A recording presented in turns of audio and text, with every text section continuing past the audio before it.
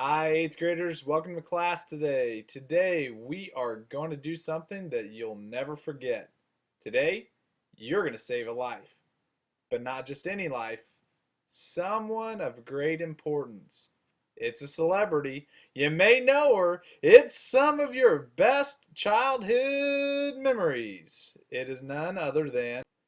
Bet you never would have thought of that one. Yeah, we're going to be saving Barbie's life today. But that's not like Barbie. What is she doing that we are going to have to intervene in her life? Well, she's going to be doing something very risky with her life, and that is bungee. And don't forget, people, it is a Barbie world. We're just living in it. So let's go to work on saving Barbie's life today. Now that we know that who we're saving, let's just see how we're going to save her.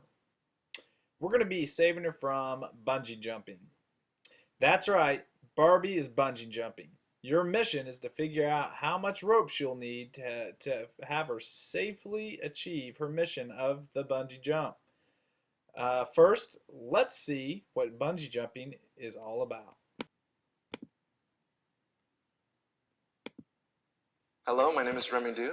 I'm a science teacher here at Miami Christian School in Miami, Florida. Let's talk a little bit about the physics of bungee jumping. When considering bungee jumping, there's a couple of forces that you have to think about. You have to think about the elasticity of the rope, and you also have to think about the weight of the object tied to the rope, and in this case, a person. People usually just go bungee jumping for fun, but there's a lot of safety requirements that go into bungee jumping, and that's where the physics comes in. The weight of the person is what determines how far down the person will drop. The other thing that determines how far down the person will drop is the rigidity of the bungee cord, which actually has a name. It's called the spring constant. And the higher the spring constant, the more rigid the bungee cord is. The lower the spring constant, the less rigid. So you want a bungee cord that's not too rigid, and you don't want a bungee cord that's not rigid enough. Otherwise, you'll hit the ground. So once you take into account the weight of the person, you take into account the rigidity of the bungee cord, then you can determine how far down a person's going to travel when they jump. And depending on the size of the person, you can use different bungee cords with different rigidities to make sure that they don't hit the ground and that everything goes smoothly. So I know what you're thinking.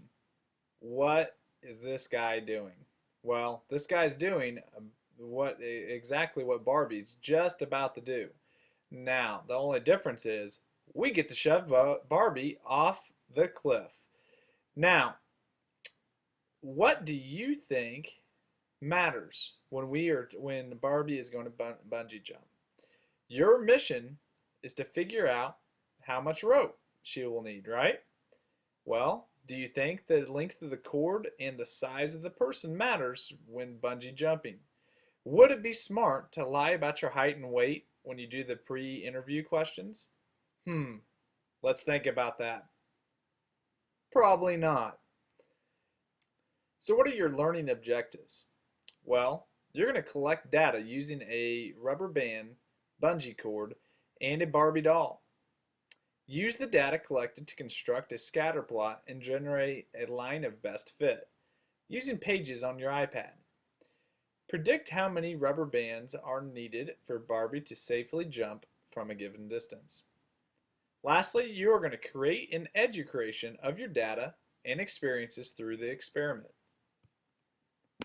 So what's your first objective? Your objective is to give Barbie the greatest thrill while still ensuring that she is safe. This means that you should come as close as possible to the ground without letting her hit the floor.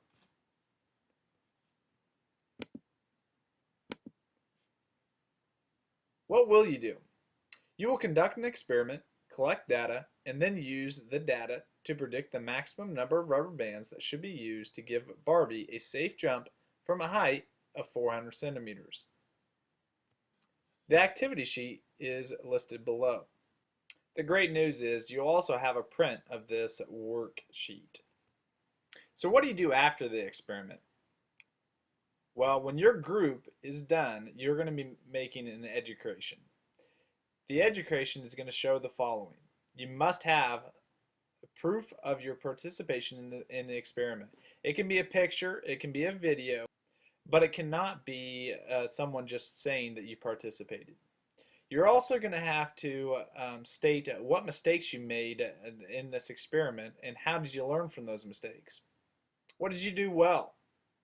Fourth thing, demonstration of your success using a slow pro or another stop animation device. This is going to be to where I can see that your Barbie did not actually hit the ground during your experiment. Your scatter plot using pages. It has to be in pages, and I will show you how to insert those into your education. The last thing you're going to have to do is show me the proof that your parents or guardians have seen your experience. You can use a picture of you and your family viewing this. You can show me the proof that through a handwriting sample, such as just your mother, your parent, your guardian has signed something that says that you have that they have actually seen you in your experience. Get used to it, guys and gals. We will be using your knowledge gained from our daily lessons to fulfill a deeper understanding. You know my class by now, and it is designed so that you can show a deep understanding of each topic. You will be showcasing your knowledge in a variety of ways. The variety of ways are going to be included as educations, this assignment, we're doing it, iMovie, blogs, Prezi, Pages, Keynote, Note Taker. There's going to be quite a few other things that we're going to be using through the year, but these are probably going to be the main things that we use to showcase some of your knowledge that you've gained. So how does this assignment demonstrate an understanding that makes a contribution? In this assignment, the students will go through an actual experiment where they get to manipulate data. They will not only learn throughout the experiment, but they will also have to recap what they have learned and how they think they can make their results better.